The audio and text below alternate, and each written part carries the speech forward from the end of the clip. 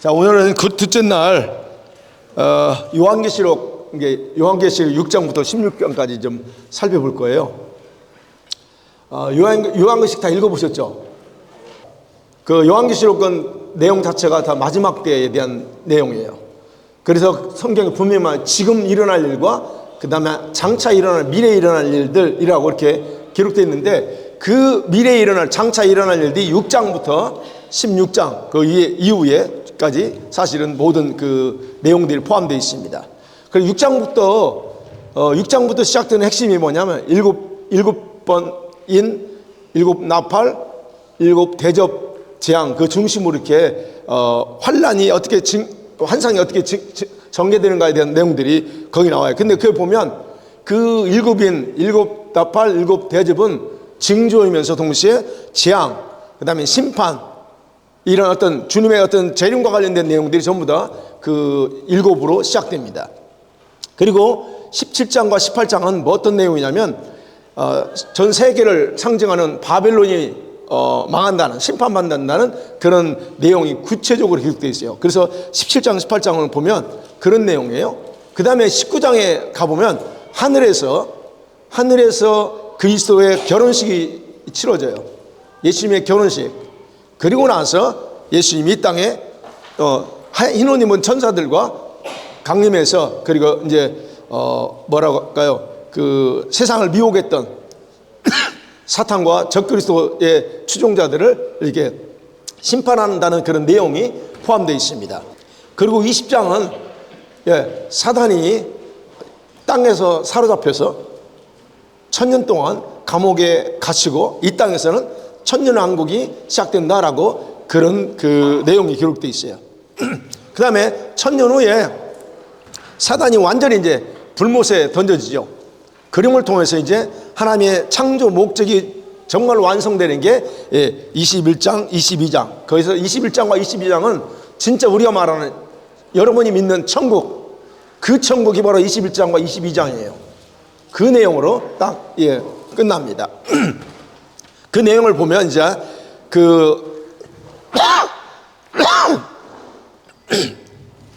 그런 내용을 중심으로 이제 오늘 볼 건데요. 자, 세 종류의 다른 어떤 그 징조와 재앙들을 한번 살펴볼게요. 여러분 교재 다 있습니다. 자, 그래서 우리가 살고 있는 시대가 어느 시대인가를 성경적으로 이해했어야 돼요.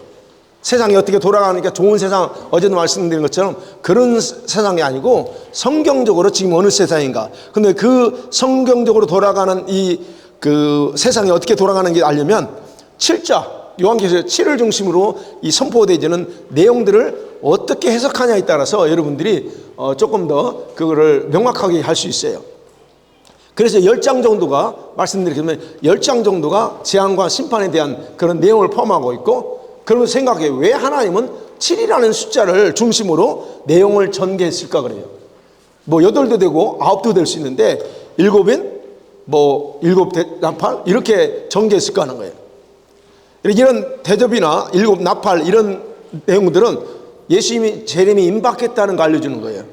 그러면서 동시에 대환란, 우리 어제 봤죠? 잠깐 더 봤죠? 오늘도 볼 거예요.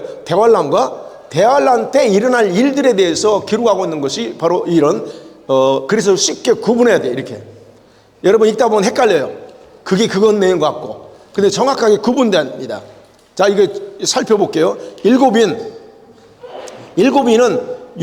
계시록 6장 1절에서 17절까지 기록되어 있어요. 이거는 재앙이 아닙니다. 여러분은 그냥 다 재앙이라고 생각하는데 재앙이 아니에요. 예수님의 재림이 임박했다는 사실을, 그리고 지구상의 재앙이 시작된다는 걸 통보해주는 징조예요. 징조. 그런 부분에서 일곱인은 징조의 장제지 재앙이 아닙니다. 그래서 보면 어떤 부분이냐면 첫 번째 보면 예시 다 읽어보셨죠? 첫 번째 흰말이 나옵니다. 흰말을 탄 천사가 등장해. 거기서 이내 등장하는 보세요. 이제 이게 네 번의 그 말 탄 사람들 나와요. 흰말 탄 자가 등장하는데 그 흰말은 사단이 아닙니다. 천사입니다. 거기서 말 탄 자는 다 천사예요. 예. 근데 거기 보면 손에 활을 가졌대요. 그 다음에 면류관을 받았고, 그러면서 이기려고 몸부림친다 그래요. 그거 보면. 그게 무슨 말이에요? 활을 가졌다고 하는 건 목표, 이 타겟을 딱 정해놓고 활을 쏘기 위해서 그런 거예요. 그리고 그게 뭘까? 이들이 이기려고 활을 쏘았던 게 뭘까요? 그게 코로나 같은 겁니다. 코로나를 통해서 한번 먹여놓고, 그리고 이기려고. 그래서 그때요, 그 코로나 때 한참 했을 때 이 글로벌리스트들이 얼마나 의기양양했는지 모릅니다. 마치 모든 걸 자기들이 다 할 수 있다는 것처럼 바로 그런 거예요. 예. 그리고 멸관을 썼다고 하는 것, 승리를 의미하는데 승리는 아니야. 그렇지만 승리자처럼 그렇게 이기려고 애썼다고 하는 것이 흰말 탄 자예요. 그래서 이미 그건 성취됐어요. 흰말은 그런 의미라는 거. 그게 제가 계산할 때는 20년부터 22년 어떤 이런 사이가 흰말이 이 세상에 풀어지면서 그런 일이 이루어졌다라고 얘기할 수 있습니다. 그 다음에 두 번째 등장하는 게 붉은 말이에요. 레드 홀스인데, 그 성경 보면 땅에서 화평을 제거하도록 허락을 받은 사람이 천사는. 그래서 땅에서 화평을 제거합니다. 사람 사이에. 그래서 사람을 죽이도록 큰 칼을 가졌다고 그래요. 이런 의미들에 대해서 여러분 보세요. 이게 뭐냐면 국가 간의 갈등, 화평을 제거해버립니다. 국가 간의 갈등, 지역 간의 갈등, 도시 간의 갈등, 이런 분쟁을 더 계속 조장합니다. 지금 그런 일들을 랩트윙이 주도적으로 그런 일을 합니다. 그래서 자꾸 분열을 시키려고 그래요. 그리고 전쟁을 통해서 사람을 죽이죠. 이런 것들이 다 결국 칼을 가지고 화평을 제거하면서 사람을 죽이고 하는 허락을 받았다라고 해요. 지금 이게 진행 중입니다. 이거는 둘째 말, 붉은 말은 진행 중이에요. 요한계시록에 보면. 그 다음에 셋째 말이 뭐예요? 검은 말, 블랙홀스예요. 이거는 손에 저울을 가졌다고 합니다. 손에 저울을 가졌는데, 저울은 뭐예요? 우리가 아는 것처럼 경제입니다. 그래서 거기 보면 밀 한 대에 100달러는 300달러, 이 어마어마한 글이죠. 예. 이게 뭐냐면, 이게 풀어질 때 경제 대란이 옵니다. 경제적, 전 세계적이요. 이건 어느 한 나라가 아닙니다. 한국이 경제 어렵다? 아닙니다. 이 전 세계적으로 경기가 침체되고 물가 상승되면서 어마어마한 경제적 대란이 와요. 그래서 지금 우리가 하나 예를 들어서 먹을 거 하나 구할 때 지금은 간단할 수 있지만 이게 100불이라고 생각하고 있어요. 1년 전만 해도 10불이었는데 100불이 올라가 봐요. 그러면 이게 기겁하죠. 돈 있는 사람들이 괜찮아요. 거기 보면 돈 있는 사람들은 얼마 줘도 구입할 수 있으니까. 그런데 그렇지 못한다는 거예요. 그런 상태로 가는 게 바로 검은 말이 풀어질 때 경제 대란이에요. 그래서 이거는 지금도 전 세계적으로 서서히 흘러가잖아요. 경기 안 좋다 다 아는 얘기죠. 이게 바로 검은 말 재앙입니다. 근데 이게 언제부터 지속됐어요? 러시아하고 우크라이나가 전쟁하면서 더 급속하게 됐습니다. 예, 지금도 막 기근, 그 다음에 폭염으로 인해서 어떻게 농사가 다 망쳐집니다. 그러게 되면 이런 현상들이 다 그래서 오는 거예요. 그래서 지금까지 계속적으로 전 세계적으로 진행됩니다. 여기만 어려운 게 아닙니다. 미국 가도요, 다 곡소리예요. 한국 가면 또 마찬가지고 전부 다 그래요. 이번에 터키 가보니까 터키도 그래요. 똑같아요. 어렵대. 이런 일들이 언제부터 그러냐 하는 거예요. 이게 바로 이게 검말이 풀어지면서 그런 일이 발생한다는 거. 그것이 결국 저는 생각할 때 우크라이나와 전쟁하면서 이제 그렇게 더 가속화됐다라고 생각하고요. 검은 말. 그 다음에 페이롤스, 청황색 말이라고 기록되어 있습니다. 청황색 말의 특징은 사망이에요. 그리고 사망인데 지옥의 문이 열렸다고 그래요. 이 천사가 받은 게 이 이름을 사망이고 지옥의 문이 뒤를 따라 그렇게 표현되어 있어요. 계시록 6장 7절 8절이에요. 여러분 보세요. 그런데 거기에 보면 땅의 4분의 1의 권세를 받았어요. 그 천사가.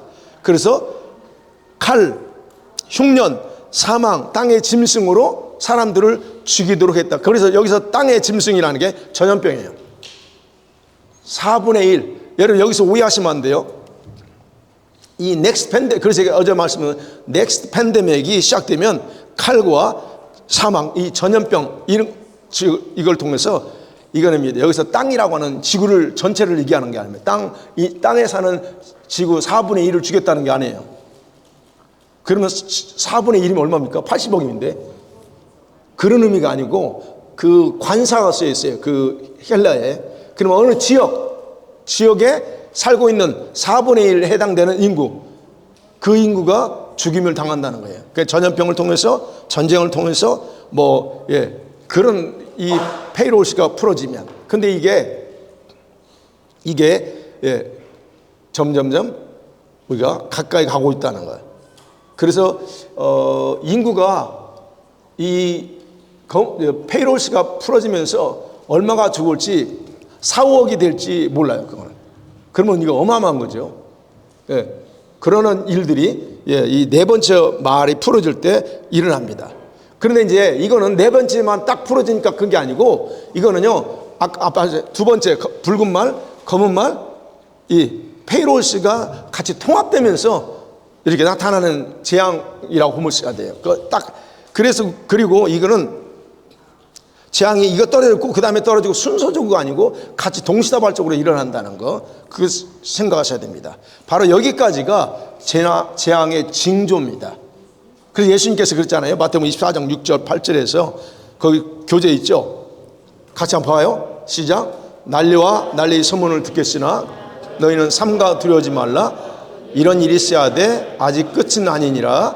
민족이 민족을, 나라가 나라를 대적하여 일어나겠고 곳곳에 기근과 지진이 있으리니 이 모든 것은 재난의 신약이니라.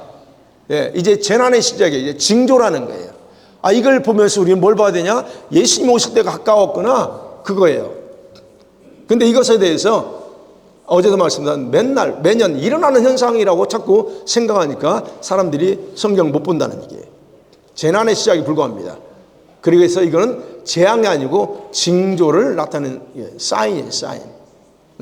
그 다음에 이제 그 계시록 6장 9절 11절 보면 다섯 번째 인을 떼니까 하늘의 제단 아래서 순교당한 순교자들이 거기서 하소연합니다. 우리 원수 좀 갚아주세요. 언제 우리 갚아줍니까? 하면서 하소연하는 내용이 나옵니다.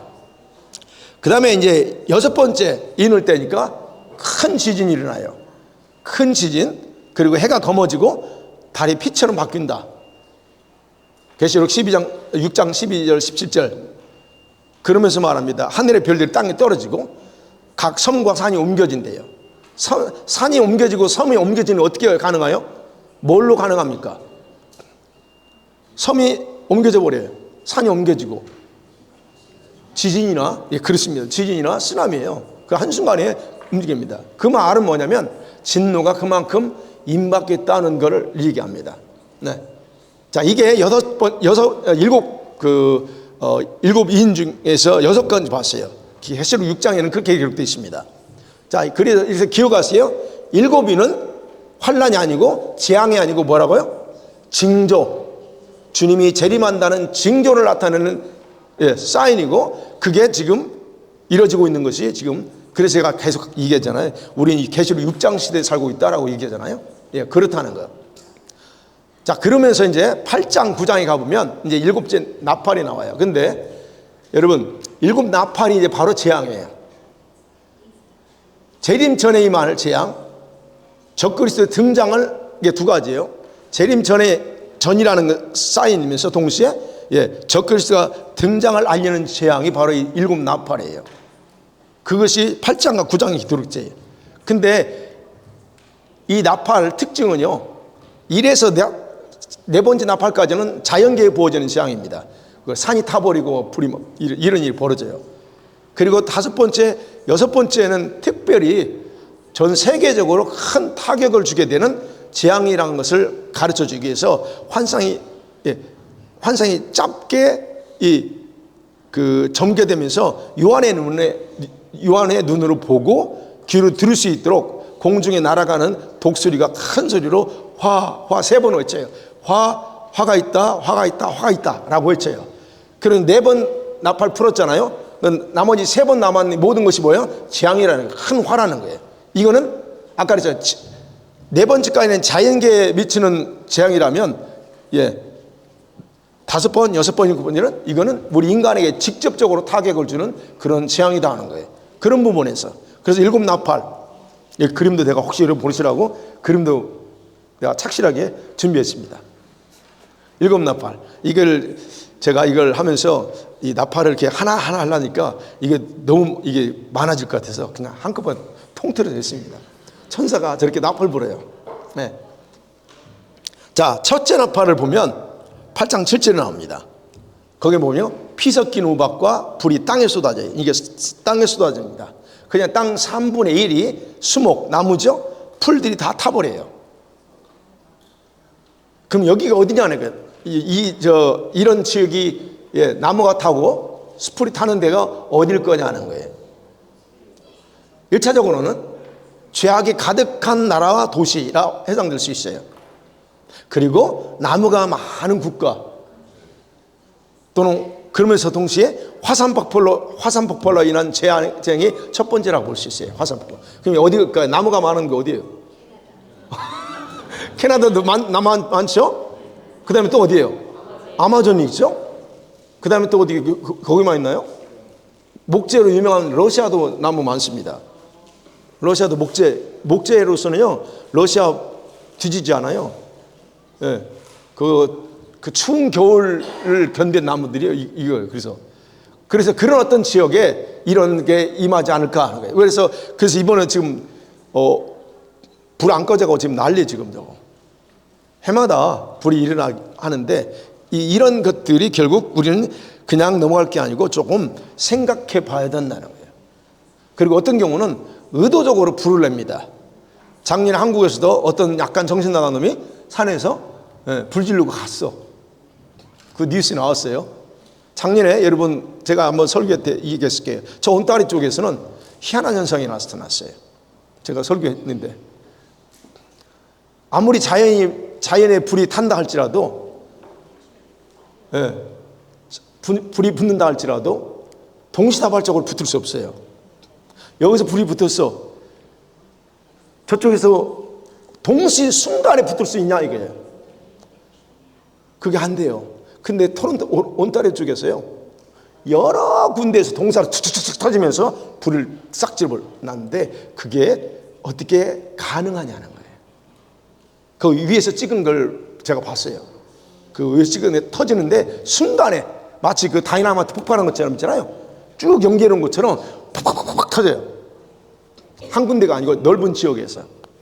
근데 어떻게 그게 가능하냐는 거예요. 그래서 완전히 그쪽이요 난리 났어요. 저는 그걸 의심하는 거죠. 합리적인 의심. 이게 사람이 그리 하지 않고는 그게 불가능한 거예요.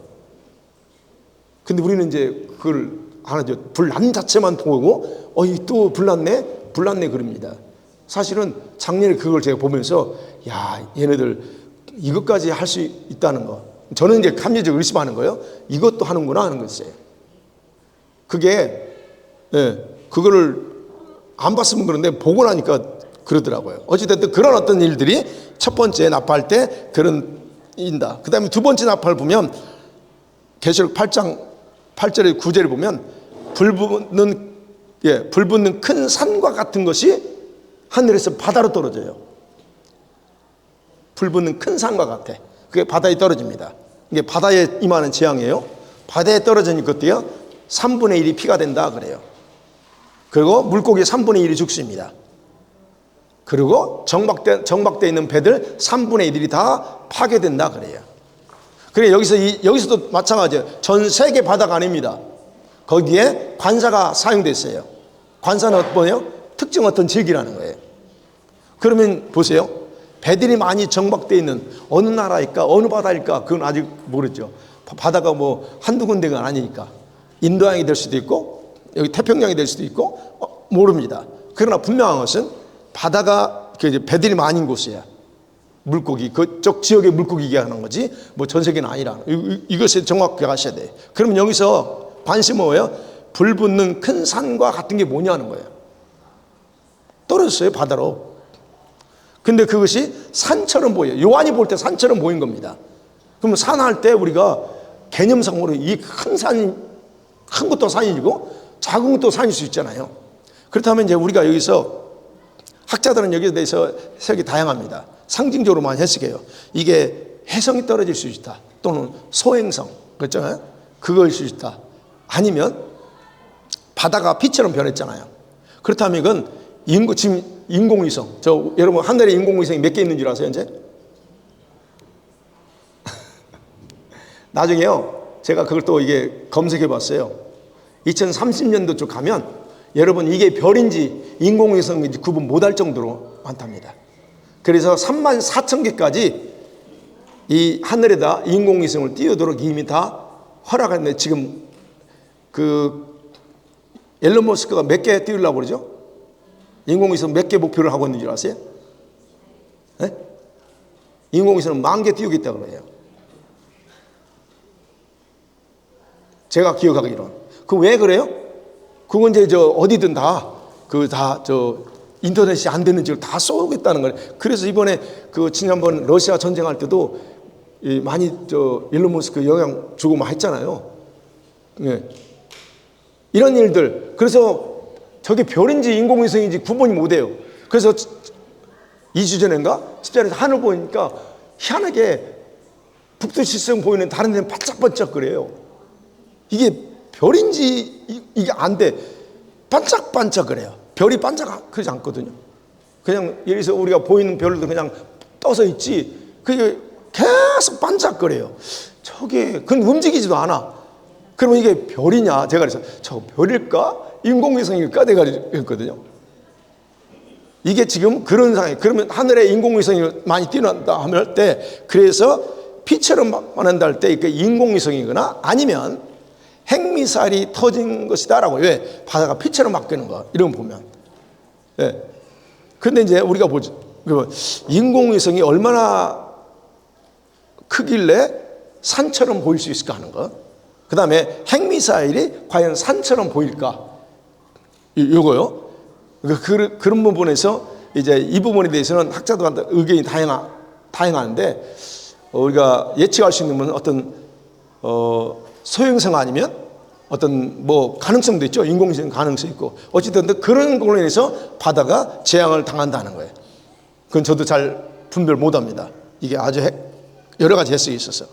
그 다음에 세 번째 나팔을 봅니다. 8장 10절에 11절에 보니까 거기 보면 이게 이제 포인트예요. 햇불처럼 타는 큰 별, 이게 이제 중요합니다. 이게 또 하늘에서 떨어지는데 어디로 떨어지냐면 강물과 물샘 근원에 떨어진대요. 우리는 물샘 근원이 어디인지 모르죠. 근데 물샘에 떨어진답니다. 근데 그 별 이름이 순쑥이야. 보니까 순쑥. 그리고 이것 때문에 물 3분의 1이 순쑥이 되어서 이때 물을 마시고 많은 사람이 죽는다 그래요. 예. 두 번째에서는 바다 고기가 죽었는데, 세 번째에서는 순쑥 물을 마시면서 다 죽어요. 근데 여기도 마찬가지예요. 물 앞에 관사가 붙어 있어요. 그래서 전 세계적인 물을 얘기하는 게 아닙니다. 별이 떨어진 지역에 해당되는 그 부분이에요. 그러면 엄청나게 큰 행성이 떨어진 지역이 우리가 저는 이제 예측하는 거예요. 이거는 엄청나게 이 큰 별이 행성이 떨어진 지역에 핵시설이 있거나 방사능 시설이 있는 곳인데, 그것이 심각하게 데미지를 먹어서 물이 쓰게 돼요. 그래서 그 물 먹고 많은 사람들이 죽는다는 거예요. 그래서 여기서 물이 쓰다고 하는 것, 이건 수질 오염이나 방사능 오염 또는 지하수 물샘이 심각하게 오염됐다는 것을 우리가 삼위적으로 지금 우리의 입장에서 생각해 볼 수 있습니다. 근데 그게 그런 줄 모르고 물을 마셨다가 많은 사람이 죽는다는 거예요.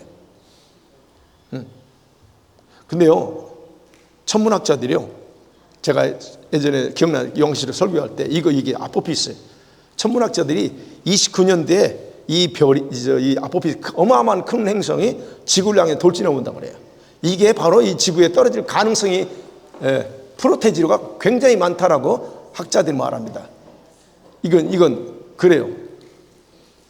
예전에는 이 아포피스라는 이름을 안 붙였어요. 근데 지금은 이제 좀 이렇게 검색해 보면 나옵니다. 이게 어디냐? 지구에 떨어질 가능성이 크다 말이에요. 29년도에. 자, 그래서 저는 그 부분에 대해서 이게 햇불처럼 탄 큰 별이 나올 때, 예, 유성 떨어지는 거 보셨잖아요. 쭉 가잖아요. 그런 차원에서 바로 이것이 그게 해당되지 않을까 그런 생각을 해봅니다. 그 다음에 네 번째 나팔을 붑니다. 나팔 불 때 해, 달, 별들이 타격을 받아요. 3분의 1이 타격을 받습니다. 그래서 어떻게 빛을 비추지 못한다고 그래요. 별이 빛을 못 냅니다. 자, 왜 그럴까? 이거를 이제 나팔을 보니까 해와 달, 별이 없어진다는 게 아니에요. 빛을 못 낸다는 거예요. 그러면 해와 달, 별은 그대로 있는데 해와 달, 별이 기능을 못 한다는 거예요. 그게 뭐예요? 우리한테 비춰야 되는데 그걸 못 한다는 거잖아요. 그렇다면 왜 그럴까 생각할 때 아까 세 번째 큰 운성이 바다에 떨어지고 그 땅에 떨어지면서 지구에 충돌할 거 아니에요. 그잖아요. 그럴 때 어떤 일이 벌어질까? 화산 폭발, 쓰나미 이런 것들이 터져 나올 거라는 거예요. 어마어마하게 크니까. 그게 몇백 미터짜리라고 생각해 보면. 그러면 어떻게 해요? 이번에도 아시는 것처럼 일본의 규슈에서 사쿠라지마에서 화산 폭발했잖아요. 그때 이 화산재가 몇 미터까지 올라간 거 아시죠? 2200m. 2km가 넘게 지금 올라간 거예요. 그럼 그 연기가 다 어디 가냐는 거예요. 그러니까 여러분, 이런 쓰나미나 이런 화산 폭발을 할 때 이런 모든 연기, 이런 화염 이런 것의 그런 물질들이 상층되게 그대로 머문대요. 그래서 지구를 돈다는 겁니다. 그게. 이건 제가 얘기하는 게 아니고 과학자들이 얘기하는 거예요. 그래서 화산재들이 이 대기에서 돌다가 해와 달, 별들 이런 것을 빛을 차단하는 역할을 할 가능성이 높다고 그래요. 제가 그랬잖아요. 2주 전에, 1주 전인가? 이제 산불 연기가 쭉 보이니까 해가 새빨가요. 아침에 제가 사진 찍어놨다니까요. 여기다. 빨개. 이건 계기일식도 아닌데요.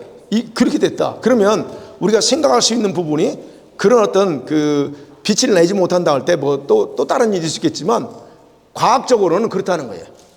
그런 것들이 하늘의 상층대기에서 머물다가 어느 부분에서는 그러면 지금 일본에서 터진 그것이 그쪽 지역이겠죠. 그쪽 지역에서 볼 때. 그러나 이때는 이 네 번째가 퍼질 때는 3번에서의 세 번째 나팔이 터지면서 할 때 어떤 동시로 일어날 가능성도 크다라고 일단 생각해 볼 필요 있습니다. 그냥 이런 일들이 이렇게 지구상에 자연계에 일어난다. 그런데 이것에 대해서 이미 성경은 기록하고 있어요. 누가복음 21장 25절 26절 교재 보세요. 같이 볼까요? 시작. 1월 성신에는 징조가 있겠고 땅에서는 민족들이 바다와 성난 소리로 하여 혼란한 중에 곤고하리라. 사람들이 세상 임할 일을 생각하고 무서함으로 기절하리니 이는 하늘의 권능들이 흔들리겠습니다. 네, 1월 성신 저기 위에는 징조가 있는데 바다와 파도가 성난 소리 때문에 곤고한데요. 그냥 제정신 아니라는 거예요. 사람들이 여기서 혼란한 공고한다고 하죠. 제정신이 없어진다는 거예요. 그 의미가요. 그러면 어느 정도 일어나길래 사람들이 다들 기겁하냐 하는 거예요. 그래서 무서움으로 기절한다고 그래요. 오마이, 이런 일이에요. 그래서 하늘의 권능들이 흔들린다 할 때 이게 바로 이런 나팔재앙 때 이런 부분에서 나올 수 있다는 거예요. 그러니까 여러분, 지금 우리가 생각해야 될 건 지금 자연계에서 일어난 일들을 그냥 매년 날씨가 폭염이 있어 이럴 수도 있지만 우리는 한번 좀 생각해 봐야 돼요. 이게 왜 계속 더 멈추지 않고 일어나는가 하는 거. 그런 것들에 대해서. 그게 하나님의 재앙이다, 한번 사람이 했다, 떠나서 그런 일들이 왜 지속적으로 중단되지 않고 일어나는가 하는 것들에 대해서. 그 다음에 다섯 번째 나팔 불면 9장에 나와요. 다섯 번째는 9장입니다. 9장 1절에서 11절까지인데 거기에 무적의 열쇠를 가진 천사가 무적의 문을 열어요. 그 무적의 지옥의 감옥 중에 하나입니다. 그 무적의 열쇠를 열어서 어떻게 해요? 거기에 땅의 정갈 권세를 같은 권세를 받은 황충들이 있는데 그 황충들이 이 지구상에 풀어버립니다. 황충들을. 그러면서 이 다섯 번째 나팔 재앙은 뭐냐면 하나님의 인침을 받지 아니한 자들에게 내리는 재앙이에요. 네. 그리고 이 황충이라고 표현되는 이거는 황충 메뚜기 로커스트 겁니다. 영어에 보면 메뚜기야. 그러면 이 메뚜기는 마지막 심판을 위해서 대기 중이었다는 거예요. 이놈들은. 그래서 주님이 그것들을 재앙을 주기 위해서 무저갱에다가 일단 대기한 군대가 있어요. 지옥의 용사리라는 겁니다. 그들이. 근데 이제 중요한 것은 어떻게 이 황충이 사람들한테 이 재앙을 줄 거냐 하는 거예요. 뭐라고 하면 어떻게 봐야 되냐면 사람들의 피부를 물거나 아니면 머리나 배에다 바이러스 같은 것을 통해서 고통을 줄 거라 그렇게 생각합니다. 황충, 메뚜기라고 말하지만 이거는 나중에 이제 뒤에 읽어보면요 아주 조직적으로 움직여요. 그냥 움직이지 않아요. 그거 읽어보세요. 조직적으로 마치 군대처럼 이 황충들이 군대처럼 움직입니다. 그게 어떻게 가능하니까? 이거는 하나님의 재앙이기 때문에 그게 가능한 거예요. 하나님 또 그 시키니까. 그래서 제가 생각할 때는 왜 내용을 전체 읽어보면 그래요. 이 사람들이 죽고 싶어도 못 죽어요. 거기 나와요. 사람을 죽이려고 이 재앙이 메뚜기가 풀어지는 게 황충이 풀어지는 게 아닙니다. 그거 잘 보세요. 오직 고통만 주려고 이 황충이 활동합니다. 사람들이 고통. 그래서 기록되기를 그 사람들은 너무 고통이 심해서 차라리 죽는 게 나아서 자살도 못합니다. 그때는 나 죽을 거야. 너무 심해서. 근데 못 죽어. 그게 이 9장 1절에서 11절 보세요 한번. 죽고 싶으면 못 죽습니다. 그게 황충장인데 여러분 이게 5개월 동안 그런다. 5개월. 그러면 여기서 5개월이 실제로 5개월인지 아니면 상징적으로 어떤 일정 기간을 뜻하는지 해석은 이렇게 학자들마다 다양합니다. 그러나 중요한 것은 그게 5개월이든 6개월이든 짧든 어쨌든 간에 그런 죽고 싶을 정도의 그런 고통이에요. 죽고 싶어. 근데 여러분 이거 요즘 이제 이걸 연구하면서 이런 그 가능성이 있지 않을까 생각하는 게 뭐냐면 유전자 변형 여러분 모기 유전자 변형해가지고 모기 만드는 거 아시죠? 구글이요 3,200만 마리 유전자 변형 곤충과 벌을 만들어요. 모기도 그렇게 만들어요. 왜 만들까? 물론 그들이 만드는 데는 이제 여러 가지 이유가 있었어요. 뭐든지 다 좋은 의미에서 쓰려고 만듭니다. 사실은. 근데요 유전자 변형 모기 만들어서 또 다른 걸 잡겠다고 해요. 그러면 지금이야 그럴 수 있는데 어떤 여기 황충이기 때문에 어떤 차원에서 이런 것들에 의해서 작용되지 않을까. 저는 이제 그걸 보면서 적용해 봐요. 이게 만약에 그런 식으로 풀어진다면 이거는 어느 무기가 어떤 건지 모르잖아요. 이놈이 유전자인지 아니면 유전된 건지 어쩐지 아무도 몰라. 그래서 사실은 이렇게 해도 이용당할 수 있다 하는 부분. 그래서 저는 이 다섯 번째는 그런 차원에서 가능성이 있다라고 문을 열어놨어요. 그래서 어쨌든 5개월간 죽고 싶어도 자살할 정도의 그런 재앙이 온다 하는 거. 그 다음에 여섯 번째가 여러분이 이제 많은 분들이 혼동하는 재앙이에요. 여러분 여섯 번째 나팔을 보니까 천사가 이 두 번째 화에 해당되는 재앙이에요. 화 세 번 했잖아요. 그래서 첫 번째 황충 재앙은 첫 번째 화고 두 번째가 이제 여섯 번째 나팔 화예요. 그러면 여기 뭐라고 표현했냐면 유브라데에 결박되어 있는 4명의 천사를 풀어주라는 거예요. 여러분 이건 읽어보셔야 되는데 이게 뭐예요? 지금까지 이 4명의 천사는 결박되어 있었어. 놓아서 이 결박해 놓은데 이놈들이 누구냐는 거예요. 이 천사들이. 고대 중동 지역의 패권을 담당하면서 전쟁을 주도했던 천사들입니다. 제가 얘기하는 게 아니고 읽어본 본문이 나와요. 계시록 보면 13절에서 21절 보면 그러면 고대 중동에서 패권을 잡았던 나라 바벨론. 그게 이제 다니엘서 보면 네 나라가 나오잖아요. 바벨론, 애굽이 아닙니다. 바벨론 또는 뭐 그다음 누구 어느 나라죠? 제국, 메데 바사. 세 번째 제국이 돼요. 알렉산드리아. 이 헬라 제국. 그다음에 로마 제국. 이때 당시에 가장 큰 패권을 잡았던 네 나라. 이들이 전쟁을 뭐 쉬지 않고 했던 거죠. 바로 이런 것들이 우리가 아는 건 다니엘서를 보면 가브리엘 천사를 딱 막어. 그 누가 막아요? 공중에서? 누가 막아요? 응답 못 맞잖아요. 바벨론을 주관하고 있는 이런 천사가 막어. 그 연계에서 일어나는 현상이에요. 그러니까 그런 차원에서 보면 4명의 천사를 결박했던 천사, 전쟁을 담당하는 천사를 풀어주라는 거예요. 그러면 이제 우리가 생각해야 돼요. 그럼 이게 없어졌냐 하는 거예요. 이 지금 현재 전 세계 패권 미국이 잡고 있지만 여러분 보세요. 이스라엘이 망하면서 사실은 그런 나중에 로마가 이스라엘 망하고 로마에 의해서 망하면서 이스라엘 사라졌잖아요. 그러면서 사라진 게 아니고 그 신성 로마 제국이라는 이름으로 그게 카톨릭 중심으로 해서 종교적인 믹스업돼 가지고 신성 로마 제국이 생겨요. 그러면 그들이 뭘 했어요? 십자군 전쟁 일으킨 게 그거예요. 얼마 동안 십자군 전쟁했죠? 얼마나 많은 사람들이 죽었습니까? 십자군 전쟁. 그리고 나서 오스만 터키 제국이 오랫동안 통치하면서 맥을 이어왔습니다. 근데 그거는 우리가 역사적인 부분이 있지만 이뤄왔어요. 그런데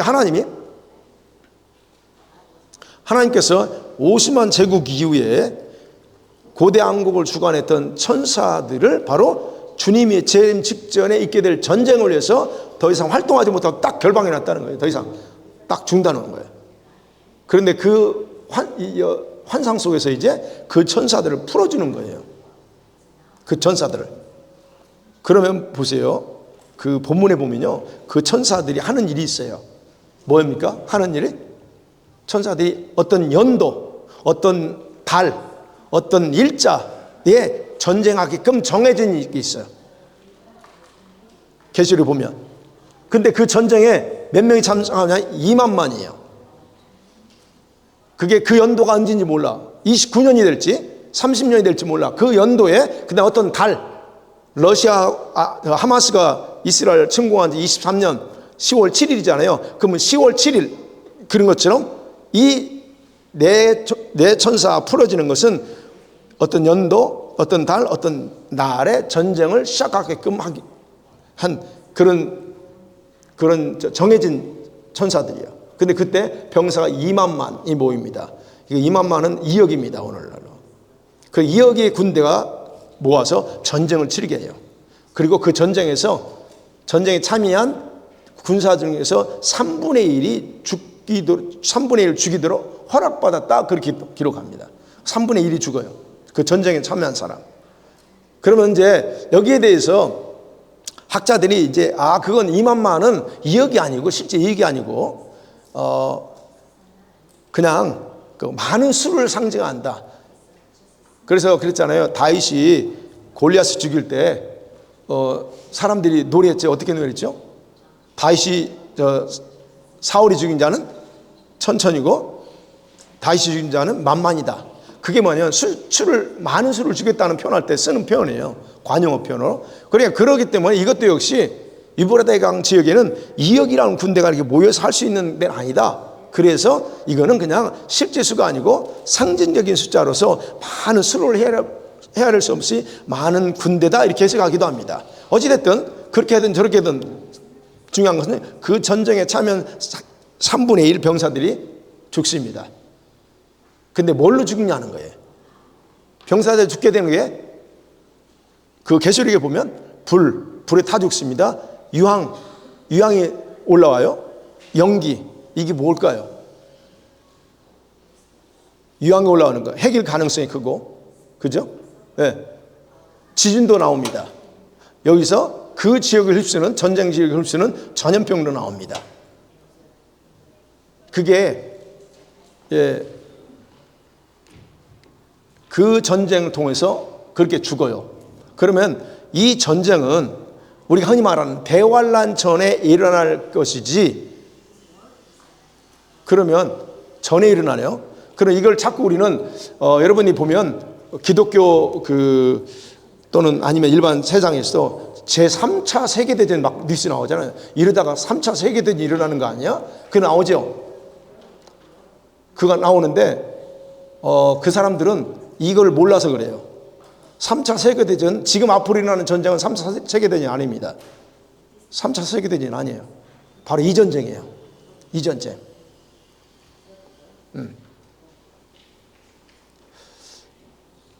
각 나라에서도 계속 이제 평화를 위해서 전쟁을 예방하려고 얼마나 노력합니까?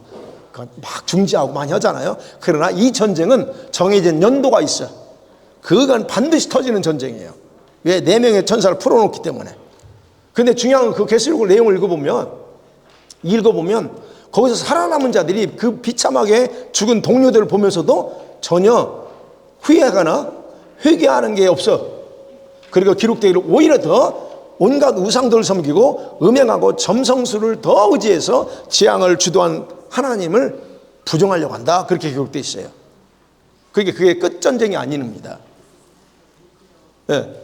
이게 성경에 기록된 이게 바로 곡과 마곡 전쟁이라 그래요. 에스겔서에 나오는 것처럼. 곡과 마곡 전쟁. 근데 곡과 마곡 전쟁이라면 유브라데 강 중심으로 해서 나라들이 있어요. 곡과 마곡에 참여하는 나라들. 예, 글씨 잘 안 보일 수 있는데 아마 여러분 교재엔 다 있을 거예요. 이게 러시아, 터키, 이란 뭐 이런 나라들이 다 연합해서 전쟁합니다. 그 전쟁하는 이 목적은 뭐 여기서 제가 얘기 안 할게요. 그래서 그런 어떤 전쟁이 바로 3차 전쟁이 아니고 곡과 마곡 전쟁이라고 성경은 기록되어 있다는 거예요. 그게 바로 5번째 나팔 불 때 유브라데 지역에서 일어나는 전쟁이에요. 유브라데가 어디입니까? 이스라엘과 터키, 터키가 아니지, 위쪽, 그렇죠. 국경에서 좀 위로 올라가면 거기서 일어날 전쟁이에요. 네. 그 다음에 6번째 나팔.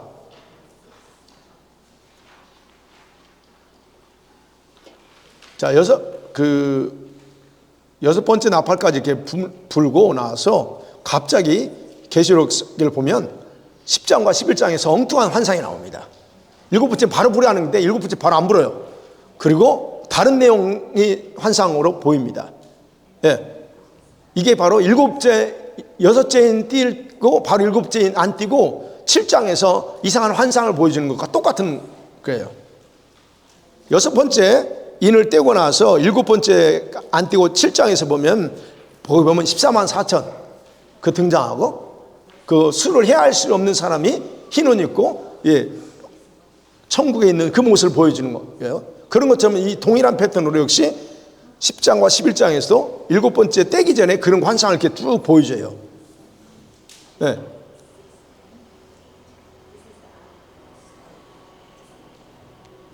자, 그러면 계시록에서 6번째 나팔까지 부는 것을 보고서 전혀 다른 환상을 보여주시면서 뭘 하려고 하냐? 청중들, 요한이 편지 쓰잖아요. 그런 청중들로 하여금 이런 재앙의 시기에 일어나게 될 일이 뭔가 주목하게 하려고 해요. 도대체 그 다음에 또 뭐가 일어나는가 하는 걸 가르치는 거예요.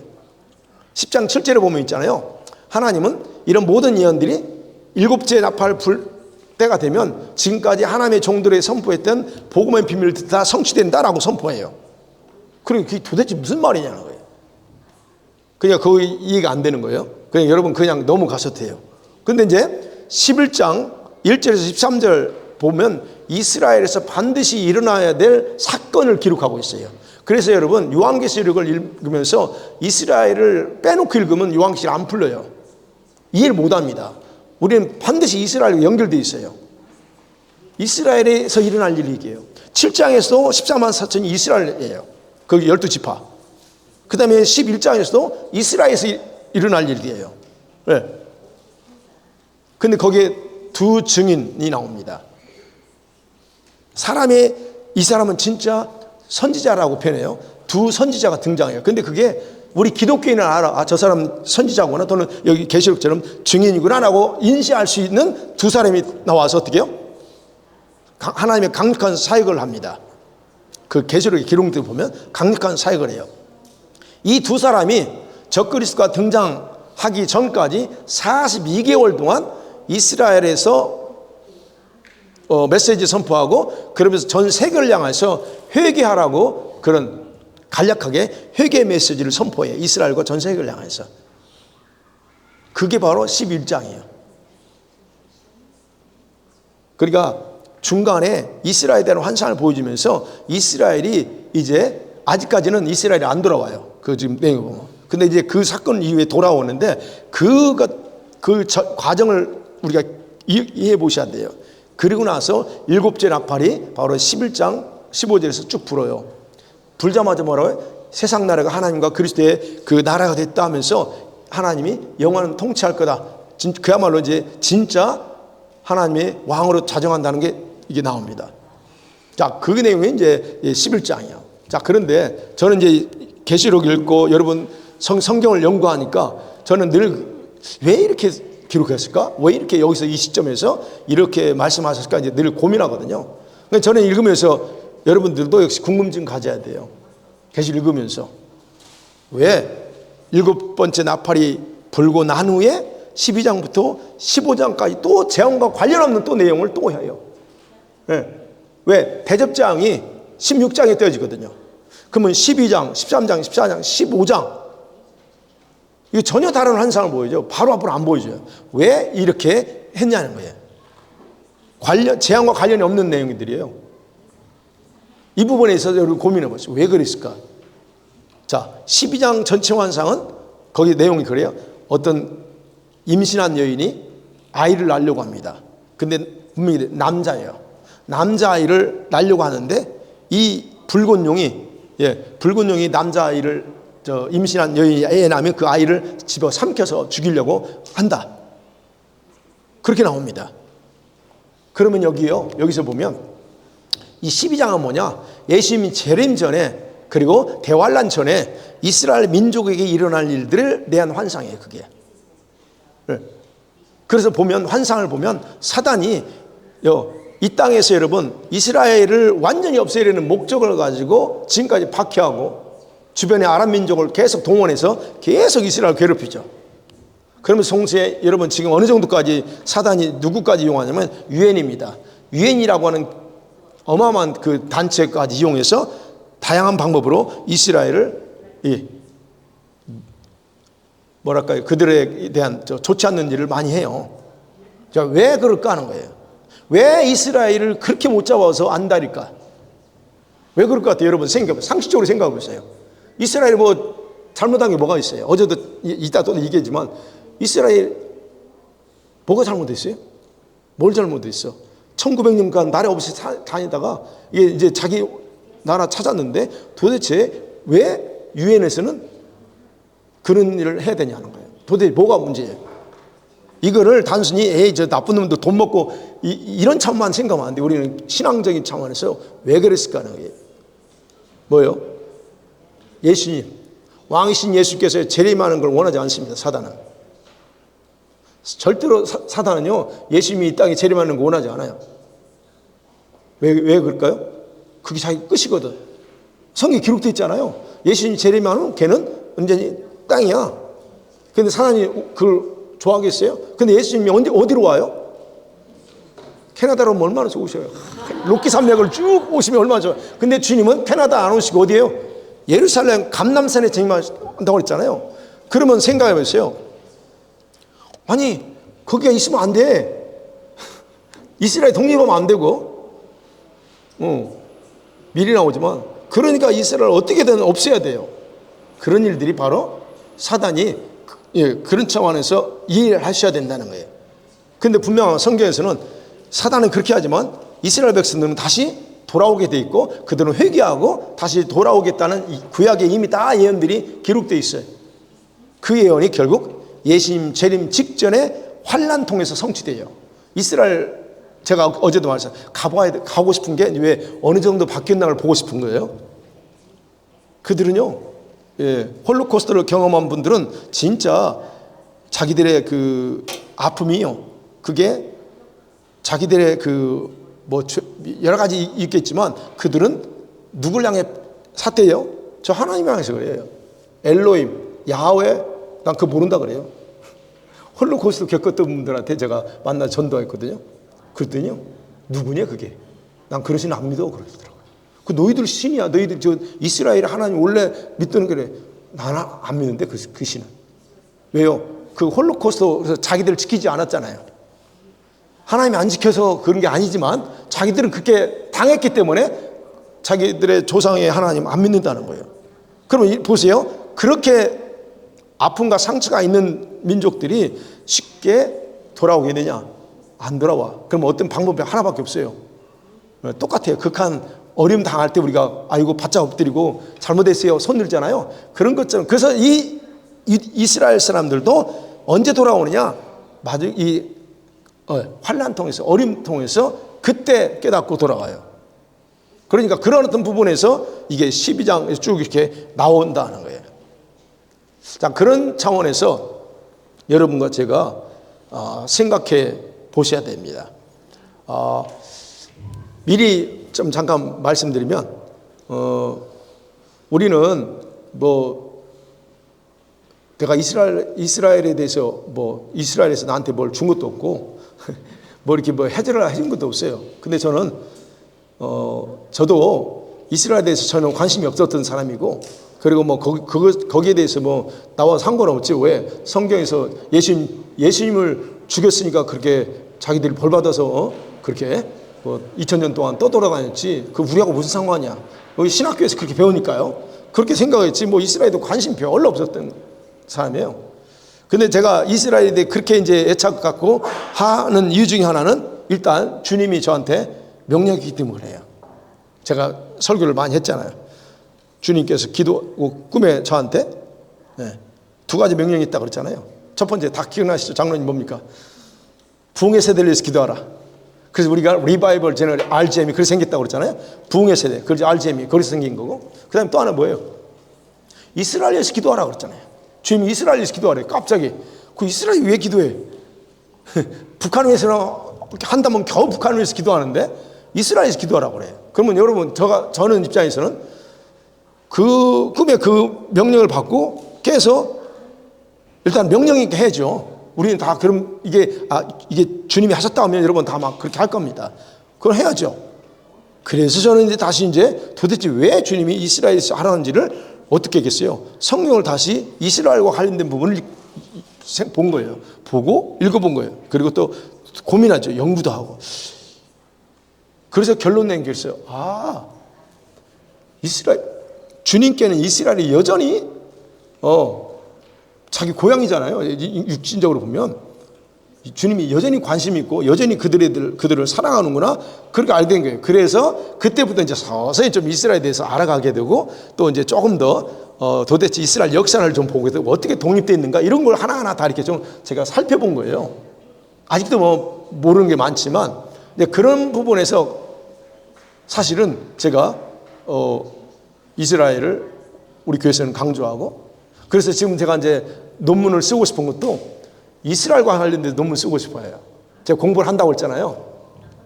공부를 하는데 사실은 논문 쓰고 싶어서 공부하는 거예요. 여러분, 제가 석사학위밖에 없잖아요. 그러면 석사학위는 그냥 누구나 다 그냥 공부하면 줘요. 물론 논문 써야 됩니다. 석사학위 논문 써야 돼요. 저 논문 썼어요. 근데 제가 조금 이렇게 하면서 이거는 좀 연구해서 진짜 다른 사람한테도 그냥 아무것도 없는 제가 논문 써서 내가 했다 하면 사람들이 어떻게 하겠어요?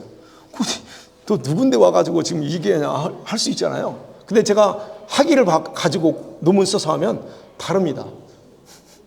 그래서 가르칠 수도 있고, 그 다음에 제가 우리 KAPC, RPS 여기 분교 학장이 됐어.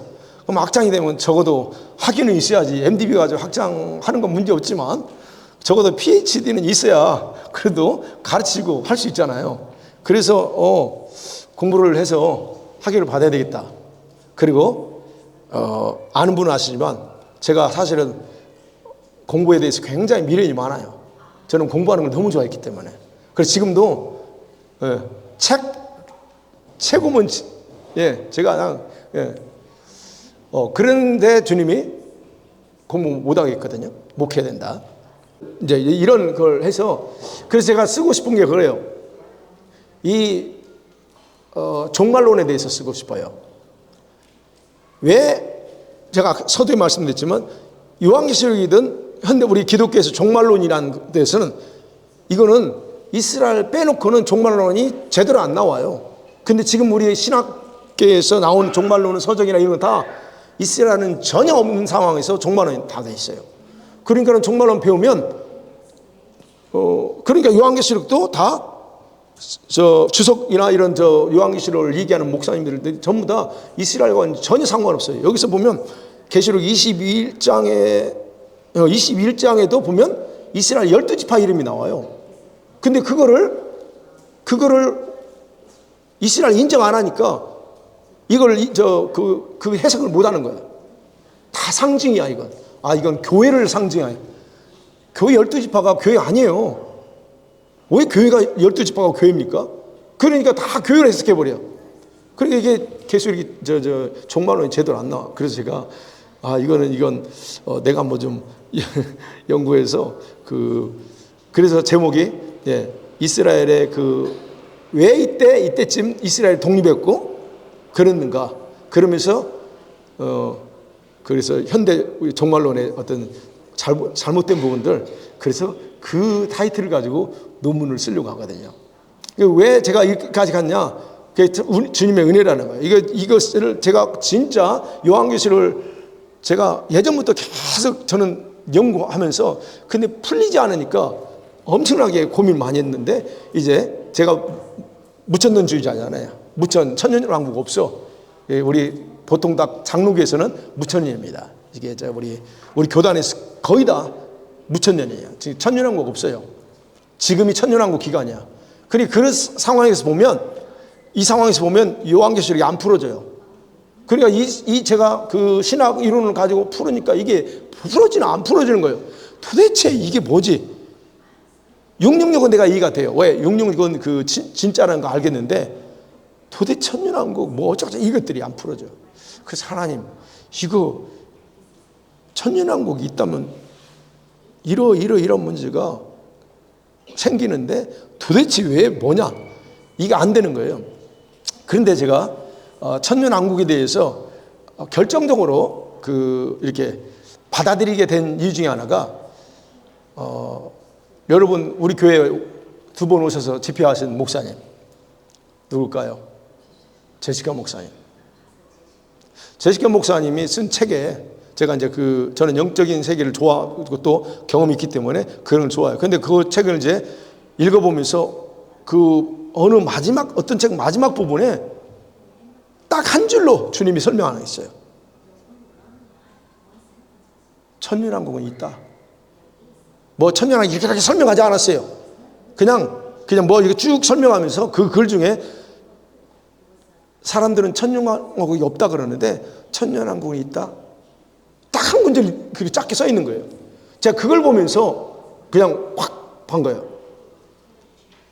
그때까지도 천년왕국 없다라고 생각했고 있다고 하면 이런 문제 제가 이제 연구를 하는 사람 있다고 하면 이런 저런 문제가 문제점이 많아 제가 볼 때. 그래서 그 퀘스천을 가지고 있었는데 그냥 한 구절로 딱 천년왕국 있다 이게 나온 거예요. 그럼 저는 거기서 어떻게 해요? 저는 그래서 그런 부분에서 좀 겸손한 사람이에요. 주님이 하셨다라면 저는 그걸 그대로 받아들이는 사람이에요.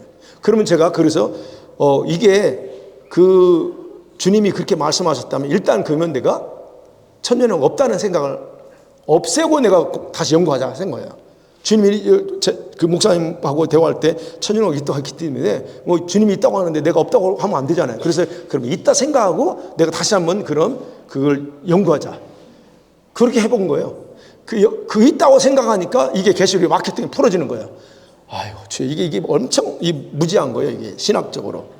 그래서 사실은 거기서 풀어지고 계시록이 또 고민했던 것들이 있어요. 이런저런 것들이 사실은 거기서 이걸 인정하고 가면서 보니까 바뀌었던 것들이 사실은 줄줄줄 풀어진 거거든요.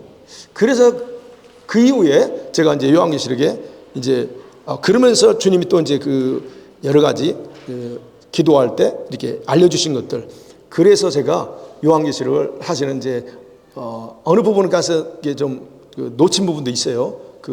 적그리스도가 누구냐 또는 뭐 이런 거 놓친 부분도 있지만 그런 부분에 그래도 제가 요한계시록 나쁘지는 않다. 점수 준다면 한 70점, 80점 준다라고 생각하고 제가 계시를 한 거예요. 자, 그런 차원에서 여러분 이스라엘을 우리가 미워하고 하지만 사람들은 그러나 우리는 절대 그럴 사람들이 아니라는 거예요.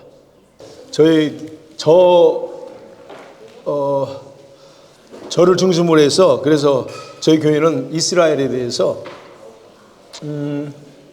뭐 좀 다른 교회와 달리 이스라엘에 대해서 굉장히 애착을 갖고 기도를 하는 교회입니다. 그리고 또 그래야 되고 또 예루살렘을 위해서 기도하는 것, 주님이 또 시편에서 말하는 것처럼 그런 어떤 사람들, 그런 복을 주신다고 했는데 저는 이제 복 차원이 아니고 그게 사실 말씀대로 주님이 그렇게 하시는 것 같아요.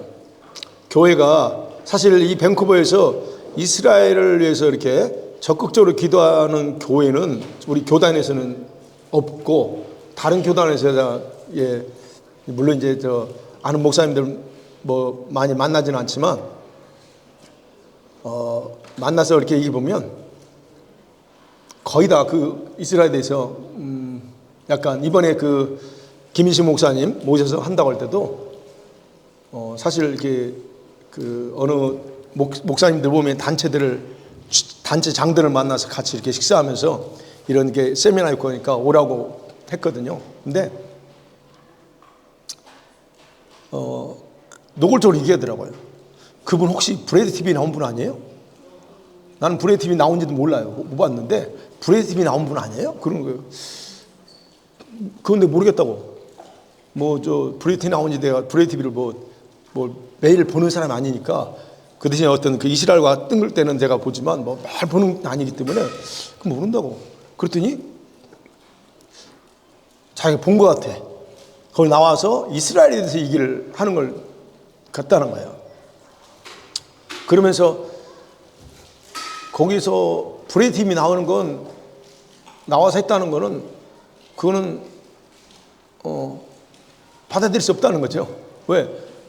브레이드 TV에서 삼성전 얘기했잖아요. 한번 옛날 영화 삼성전 얘기한 게 아니 그런 방송에 나가서 이스라엘에 대해서 얘기하고 뭐 하는 거는 그거는 문제 있는 분이다 이런 식으로 얘기하더라고요. 그래서 아니 나는 못 봤으니까 그래서 그러냐고.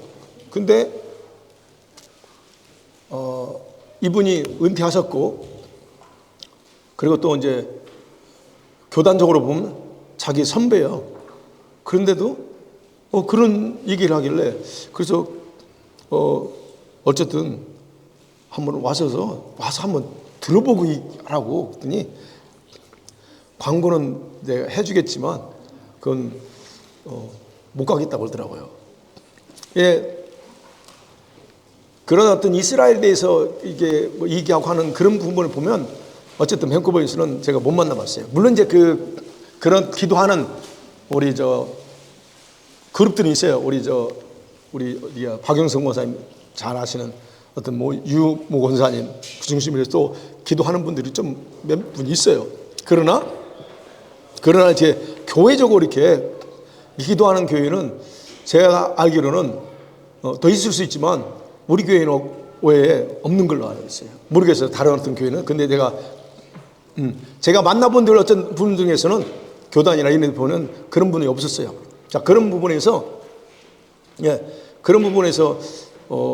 보면 이게 또 하나님이 그렇게 하는 것에 대해서 약속처럼 축복 복을 주신다는 것이 그게 영적인 복이든 실제로 이건 그 물리적인 복이든 그러고 보면 우리 교회가 그 복을 받고 있는 것 같아요. 제가 볼 때 그래요. 제가 볼 때는 왜 제가 목회를 개척을 시작하면서 어려운 과정을 다 거쳐왔잖아요. 근데 그 기도를 하고 한 이후부터 사실은 아까 말씀드린 계시록에 대해서 그렇게 이렇게 풀어지고 그러면서 다니엘서의 70일에 9장에 나오는 71에 이제 후반에 가면 이제 이 오후에 배울 게 이제 더 이제 재밌어요. 대화를 안 하고 이제 휴거 뭐 이런 것 되게 재밌을 텐데 그런 것도 사실은 어느 순간에 갑자기 풀어졌거든요. 순간에 그렇게 고민하고 해도 도대체 이게 막히니까 안 되는데 그냥 어느 순간에 풀어진 것도 역시 이것도 역시 하나님께서 저한테 이런 부분에서 주셔서 이것도 하나님 그런 축복의 한 형태로 저한테 주셨다라고 저는 그렇게 생각이 들어요. 그리고 그런 부분에 대해서 여러분들이 이렇게 또 같이 이렇게 공동체가 돼서 이렇게 하시는 것도 저는 그런 차원에 보면 하나님이 어쨌든 우리 교회를 이렇게 축복하신 것도 그와 연결돼 있다라고 저는 그렇게 받아들여져요. 그래서 여러분 아세요? 우리 교회를 굉장히 부러워하는 목사님들 꽤 있습니다. 우리 노예 목사님들이요. 우리 교회를 부러워해요. 아니 어떻게 이렇게 하길래 그 교회를 이런 식으로 하냐고 그러죠. 어떻게 하기는 하는 게 없어. 그냥 나는 기도하고 우리 성도들 기도하고 또 그러니까 성령이 하시는 거지 뭐 내가 하는 게 없어. 근데 그런 것들이 사실은 보면 이건 하나님이 그래서 주신 영적인 축복의 하나다라고 얘기하는 거예요. 이거는 사람이 할 수 있는 게 아니잖아요. 여러분 제가 하라고 해서입니까? 그건 아니잖아요. 그게 바로 영적인 복이라는 거예요. 그래서 그게 원인 중에 하나가 바로 제가 이스라엘 놓고 계속 기도하고 우리는 줄기차게 어쨌든 뭐 5분 하든 3분 하든 어떤 이스라엘을 빼놓지 않고 기도하는 그런 게 있기 때문에 그래서 그런 어떤 복을 주지 않나. 그리고 그 이스라엘의 회복을 위해서도 하는 거, 또 남은 자 구원 위해서 하는 거. 그래서 우리는 계속적으로 여러분도 여기 다른 그동안에는 그 관심이 없었다면 우리 교회 오셨으면 이제 이 부분에 대해서 여러분도 관심 가지고 더 기도하시면 좋겠습니다. 자, 이제 이게 그 나팔 일곱 나팔 대접은 오후에 할 건데 이런 어떤 그 부분이 이 대접 7개의 어떤 7이라고 하는 숫자를 통해서 이게 계시록은 이해되고 풀어진다 하는 거. 자, 정리해 보면 그렇습니다. 7인 중에서 두 번째에서 네 번째는 현재 진행 중입니다. 분명한 것은 진행 중이에요. 네, 진행 중이고 지난번에 그 작년에 세시간 목사님 오셨을 때 환상으로 보여줬다는 거 그거 기억나시죠? 주님이 그 말의 모습이 보여주는데 그게 지금 두 번째 이후 지나가는 거예요. 그것도 이제 또 한국에 있는 우리 신부 결량했던 그 목사님은 벌써 인이 몇 번째까지 풀어졌다고 주님이 딱 이렇게 말씀하시는 거. 그런 거는 이제 뭐 개인적인 거기 때문에 내가 안 하지만 그런 것들을 보면 실제로 진행 중이라고 하는 거예요. 그냥 그걸 누구의 간증이 아닐지라도 지금 돌아가는 세상을 보면 이거는 지금 네 번째까지 계속 진행 중이다. 그리고 이것은 동시다발적으로 일어날 거기 때문에 우리가 또 순차적으로 탁탁탁 이건 아니지만 같이 진행되어 왔다. 그래서 제가 얘기하는 거예요. 지금 자연계에서 일어난 이런 재앙들을 그냥 이렇게 넘어가서는 안 된다는 거예요. 그런 부분에서. 그리고 이것이 재앙으로 또 아니죠 징조로 볼 수 있는 거 보면 이게 점점점 빈도수는 계속 높아질 거라는 거, 가속화될 거라는 거. 이것을 바로 이게 왜 이 징조에 해당되는 걸로 여겨야 되냐? 그건 가속화되는 걸 보면 그렇다라고 여러분이 그렇게 이해하시는 게 좋다는 겁니다. 그 다음에 7 대접 심판 아까 그랬잖아요. 7 대접 이제 오해할 거는 이건 뭐예요? 예수 그리스도를 추종하는 사람들, 666 표 받은 사람들, 우상 숭배하는 사람들, 이런 사람들에게 집중적으로 임해요. 이 7 대접은. 그런데 이게 언제 일어나느냐는 거예요. 대환란 시작 초반부터 일어날 가능성이 있어요. 이제 오후에 좀 또 좀 진지하게 여러분들이 재밌다기보다 관심 있는 것들이 아마 나올 거예요. 자, 그런 차원에서 오후에는 질문하세요. 언제 재림하세요? 아니면 대활로는 언제부터 하실게요? 이게 아마 초유의 관심일 거예요. 자, 그런 차원에서 어쨌든 이런 지금 이스라엘과 관련된 부분에서 여기 우리 일곱 나팔까지 그 과정에서 거기에 구체적으로 설명 안 됐지만 환상을 통해서 12장, 11장, 12장, 13장 이쪽 내용은 다 이스라엘과 관련된 그런 내용들이라는 거. 그러면 우리가 이제 조금 더 지금 일어나고 있는 이란과의 전쟁에 대해 한번 생각해요. 왜 이 중동 사람들, 중동은 아랍권이에요. 아랍권인이 왜 그렇게 이스라엘을 미워할까? 왜 이란은 이란은 이스라엘 주거상에 없애겠다라고 하잖아요. 옛날 지금 몰라 그 대통령 이름도 잃어버렸네. 그 대통령은 자기 사명이 뭐예요? 이스라엘 지구상에서 없애는 게 사명이라고 해요. 그럼 도대체 왜 그들은 이렇게 이스라엘에 대해서 그런 생각 가지고 그런 식으로 하고 있냐는 거예요. 여러분 이거는 이란과의 관계는 원래 좋았던 관계잖아요. 그렇죠? 이란 혁명이 일어나기 전에는 그 누구보다도 관계가 좋았어요. 근데 왜 지금 그렇게 돌변했냐는 거예요. 사단은요, 그 시대마다 쓰는 사람들이 있고 쓰는 나라가 있어. 예전에 이라크 사담 후세인이 그랬죠. 그래 그가 죽으니까 이란이 또 올라가지고 그걸 했잖아요. 이게 이런 부분들은 그냥 이해하면 안 되고 영적인 관점에서 이해해야 그게 정확하게 알 수 있다는 거야. 아까 말씀드린 것처럼 사단은 예수님이 재림하면 자기 시대가 끝난다는 거 알아요. 그리고 예수님의 재림 반드시 이스라엘에 임해야 되고. 그러면 이 사단이 지금 나라가 생긴 부분에 대해서 못 막았잖아요. 그러면 이제 뭘 막아야 되냐는 거예요. 이스라엘에 대해서 계속적인 그 성전 건축하는 거 하지 못하게 막아야 되고, 그 다음에 이스라엘 부강하는 거 막아야 되고, 더 강해지는 것도 막아야 되다. 사실 그런 차원에서 계속적으로 그렇게 하거든요. 그러면 사단이 오늘만 그러느냐? 안 그래요. 사단은 끝없이 타락한 이후에 끝없이 이스라엘에 대해 하나님 백성들에 대해서 그런 일을 해요. 우리가 그 역사적으로 보면 그럽니다. 출애굽 당시 모세 출생할 때 2살 그 아이들 다 죽이잖아요. 그게 그냥 한 게 아닙니다. 이스라엘 남자들 다 아이들 다 죽여요. 그러면 이스라엘 후손 자체를 멸절시키겠다는 거거든요. 그러면 남자들을 죽어버리면 예수님이 여자의 후손으로 오신다고 그러는데 어떻게 와요? 못 와요. 그 다음에 예수님 당시에도 아이들 죽였잖아요. 히틀러가 600만 원 죽이는 거. 이게 그냥 하는 게 아니에요. 우리가 신앙의 역사적으로 봐야 된다는 얘기예요.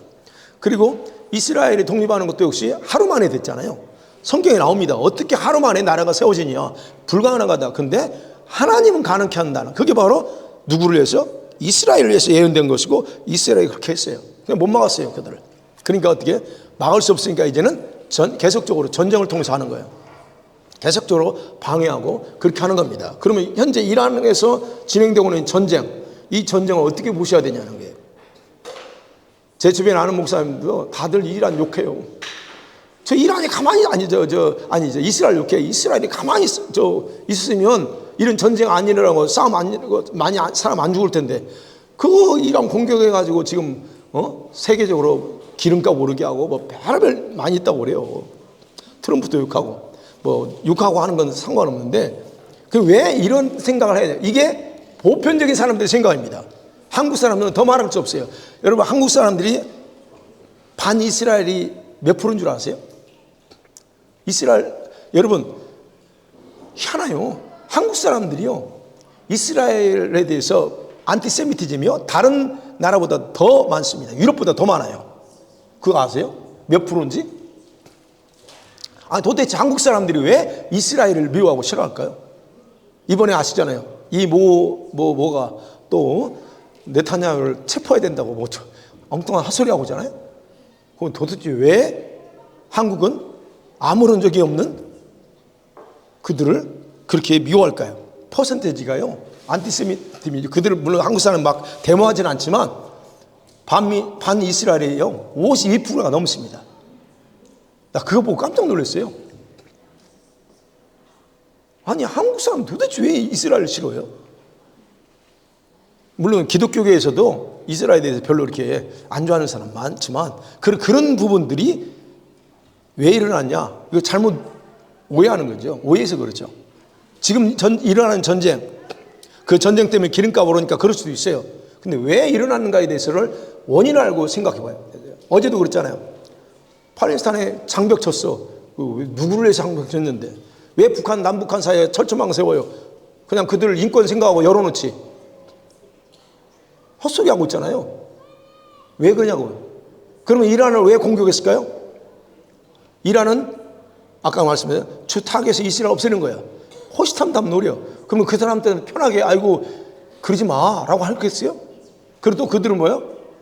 바이든 대통령 할 때 한국을 통해서 은행 그 동결시켰던 거 한국을 통해서 풀었어요. 돈. 그 핵무기 만드는 자금 바이든 대통령이 풀었자고요. 돈 막았던 거, 돈줄 막았던 거. 그러면 지금 이란이 뭘 하겠네? 핵이요, 핵. 핵 한 방이면 이스라엘 끝나요. 핵 한 방. 근데 거의 지금 핵의 거의 완성 단계에 와 있어요. 이걸 알아요. 그래 이거를 놔두면 결국은 자기만 와요. 그러니까 이 트럼프가 이번에도 그렇게 이란을 그렇게 공격한 이유 중에 하나가 바로 사실은 그거 이스라엘과 같이 해서 한 거예요. 그러면 이스라엘 입장에서는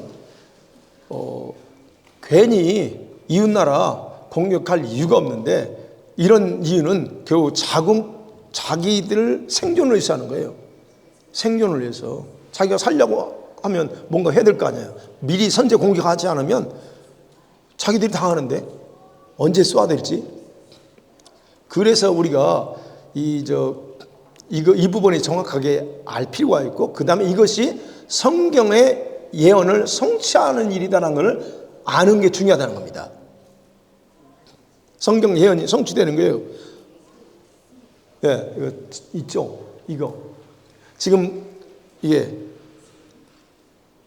보세요. 시아파의 일명 초스탕 벨트예요.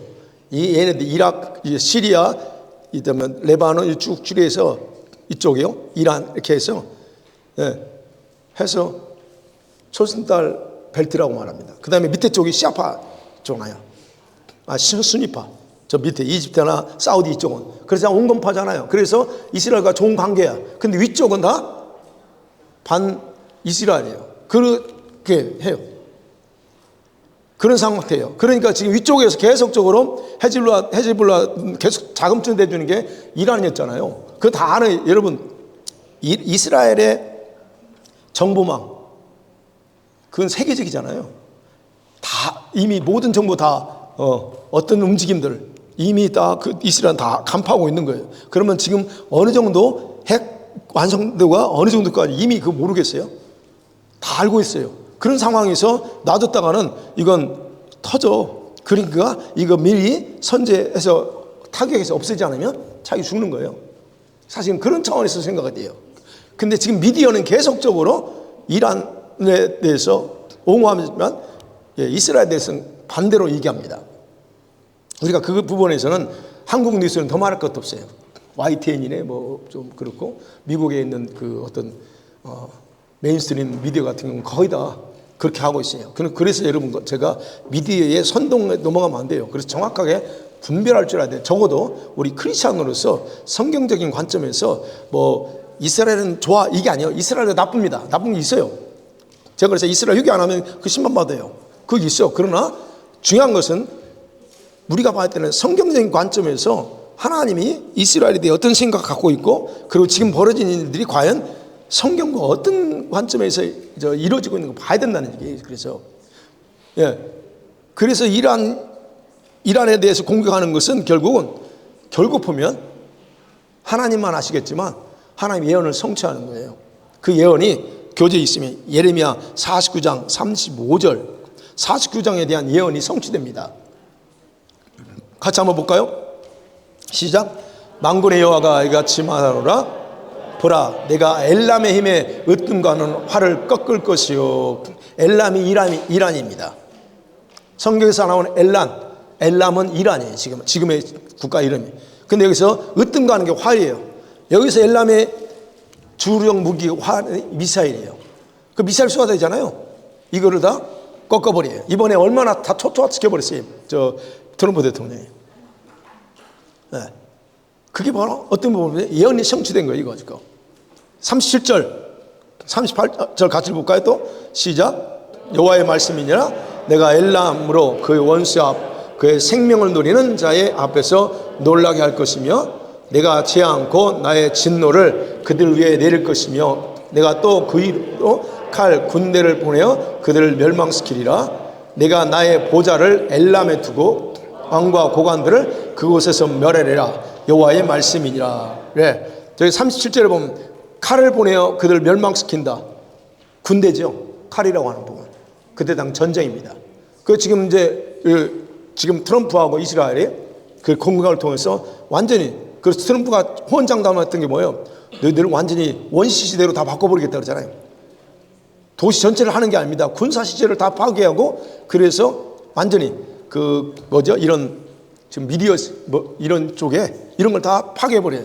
그래서 예전처럼 아날로그 시대처럼 모든 걸 바꾸겠다고 그랬잖아요.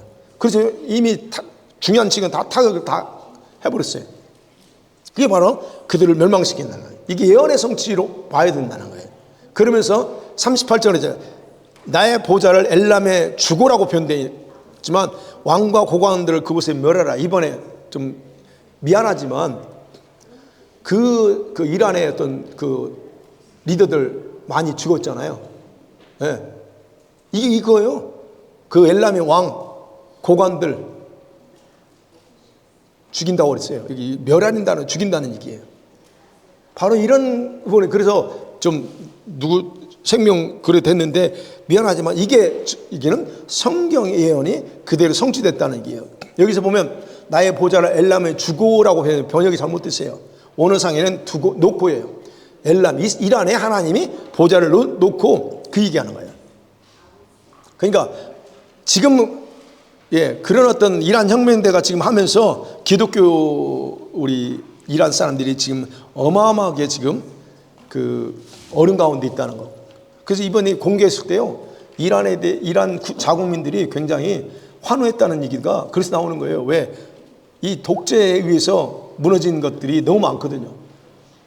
그런 것들에 대해서 환호하고, 그래서 하나님께서 그걸 통해서 이제 이란에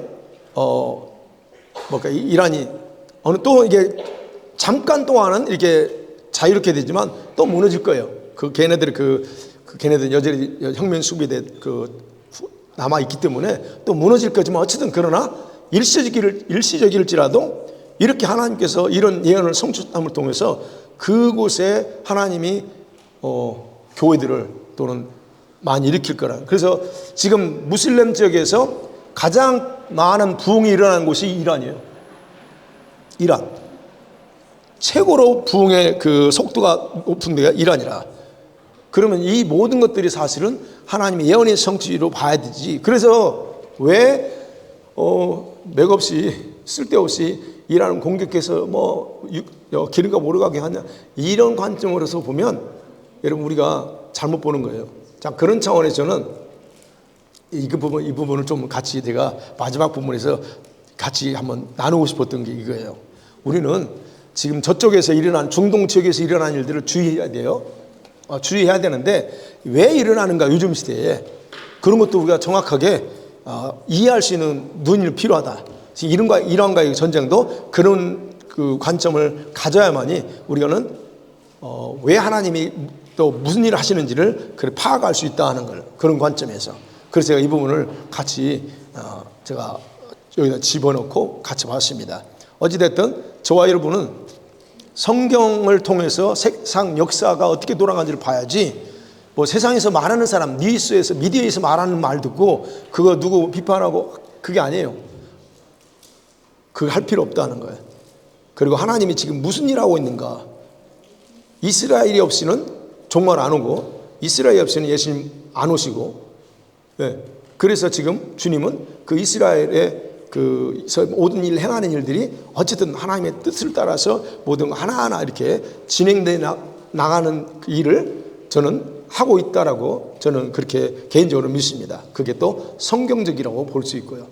그래서 여러분이 이 나팔재앙을 아직 오진 않았지만 그러나 아까도 말씀드린 이 자연에 임하는 재앙들은 연결선상에서 우리가 생각해야 돼요.